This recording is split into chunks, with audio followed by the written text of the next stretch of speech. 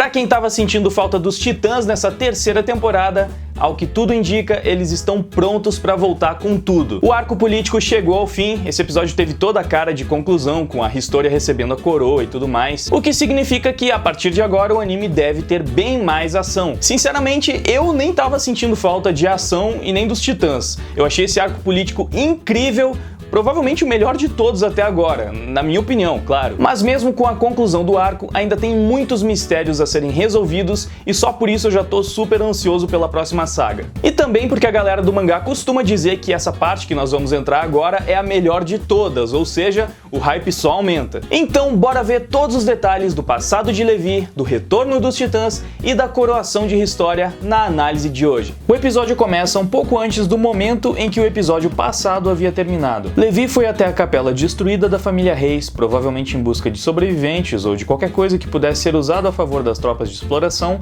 até que ele é informado por um dos seus subordinados de que Kenny havia sido encontrado. E nisso a gente já cai direto em um flashback com uma versão mais jovem do Kenny enfrentando um titã que rapidamente é apresentado como sendo Uri, o irmão de Rod Reis, que nessa época estava em posse dos poderes do titã fundador. Eu ainda acho esse visual dele um pouco estranho, ele ficou bem diferente de quando era mais jovem, com esses cabelos longos e grisalhos. Eu não sei se isso tem alguma coisa a ver com a doença que é mencionada mais adiante, como se ele envelhecesse mais rápido ou coisa assim. Mas o importante aqui é que esse foi o momento em que Kenny e Yuri se encontraram pela primeira vez. Poucas pessoas sabem que Yuri é o verdadeiro rei, então ele presume que a informação vazou de algum dos membros do conselho. Rod pede para que Yuri utilize seus poderes para descobrir quem foi, e nessa hora o portador dos poderes do Titã Fundador revela que não é capaz de fazer isso. E dessa forma ele percebe que Kenny é um Ackerman, ou seja, é de fato imune ao seu controle. Kenny estava completamente descontrolado por se ver subjugado por alguém muito mais poderoso do que ele. Porém, Uri pega todo mundo de surpresa e se ajoelha em frente ao Kenny para se desculpar. Ele fala que consegue entender as motivações de um Ackerman para vir matá-lo, uma vez que toda a sua família foi caçada pela realeza. E é justamente essa atitude que desarma Kenny por completo e faz com que ele comece a nutrir um tipo de admiração por Uri. O resultado desse encontro inusitado é o que explica como as coisas chegaram no ponto que nós vimos no começo dessa temporada. Kenny passa a integrar o conselho no lugar do cara que dedurou os reis para ele, e por conta disso, os Ackerman deixam de ser caçados. Nesse meio tempo, Kenny foi visitar a sua irmã que trabalhava em um bordel e acabou tendo um filho, o que significa que todos esses acontecimentos devem ter rolado pouco depois daquela visita que ele fez para o seu avô em leito de morte, quando ele obteve essas informações. A irmã de Kenny já estava morta quando ele chegou, e o filho dela não estava muito distante disso também. E como já vimos antes, esse era o Levi.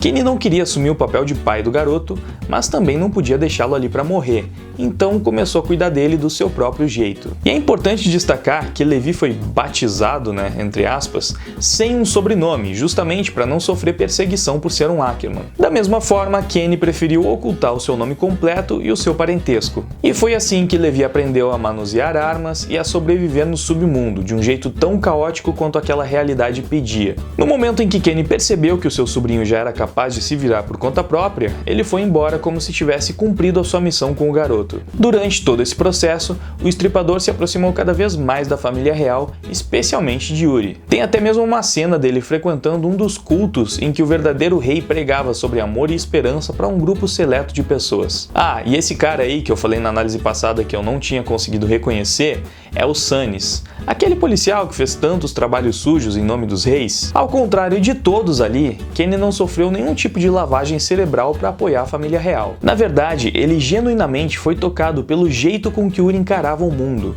e de alguma forma passou a desejar ser capaz de enxergar o mundo desse mesmo jeito. Foi esse sentimento que alimentou o seu plano de tomar o poder do Titã Fundador para si. Yuri parecia acreditar de verdade na construção de um paraíso. Ele tinha esperanças reais de que algo bom iria acontecer. Mesmo permitindo que a humanidade continuasse sendo subjugada pelos titãs, Yuri ainda parecia uma pessoa com bons ideais e valores. E quando seus poderes foram passados para Frida, Kenny foi capaz de reconhecer essa mesma essência no olhar e nos gestos da garota.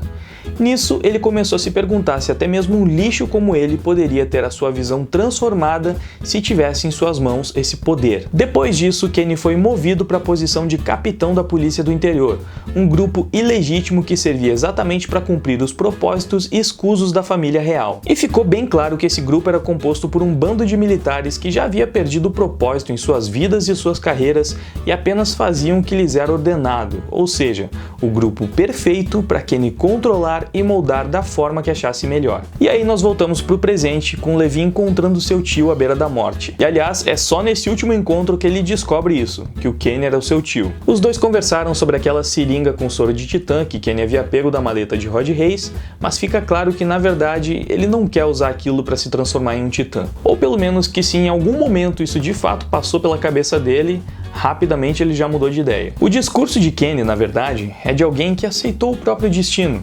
Ele fala que todos que ele conheceu estavam embriagados de alguma coisa para continuar seguindo em frente. Podia ser dinheiro, poder, mulheres, família.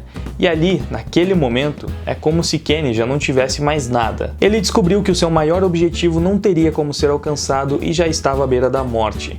Finalmente, ele havia conseguido entender Uri e foi quando ele enfim parou de lutar. Mas antes de morrer, ele explicou para Levi o motivo de tê-lo abandonado e entregou para ele aquela seringa com o soro de titã. Certamente isso ainda vai ter alguma utilidade importante para a trama. Depois de tudo isso, chegou o momento de coroar o final desse arco, literalmente. Historia se tornou rainha com a aprovação do povo, mostrando que o seu plano de dar o golpe final no titã gigantesco funcionou perfeitamente. Então chegou a hora de mostrar na prática o seu novo poder. Como rainha, Historia foi atrás de Levi para acertá-lo com um soco. E quando todos temiam pela reação do capitão, ele simplesmente sorriu e agradeceu a todos que estavam ali. De um jeito bem estranho, parece ter sido a primeira vez em muito tempo que Levi sentiu um pouco de carinho, até pelo que tinha acabado de vivenciar. E antes que o episódio acabasse, nós ainda tivemos tempo para ver alguns titãs. Rainer foi nocauteado pelo titã bestial, aparentemente dentro da muralha Maria, que ainda não foi retomada. Eles decidem deixar a Anne de lado para focar em um objetivo mais importante, que é retomar o poder da coordenada, que ainda está com Eren. E o episódio termina mostrando com mais detalhes o homem misterioso que apareceu no final da última temporada. E o preview ainda revela que teremos novas informações sobre Grisha. Parece que alguém vai contar pro Eren algumas histórias do passado. Ou seja, ainda temos muitos mistérios e revelações importantes pela frente. Mas e aí, o que é que vocês acharam do episódio?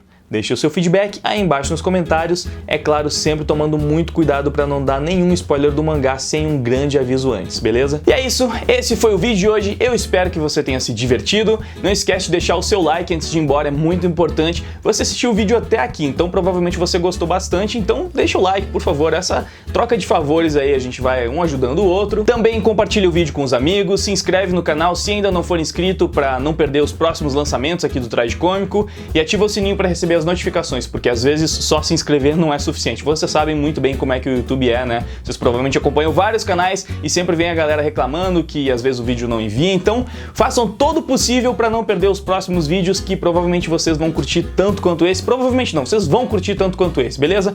Muito obrigado pela sua audiência, por ter assistido até aqui. Valeu, agora vou indo, até mais, fui! Então será que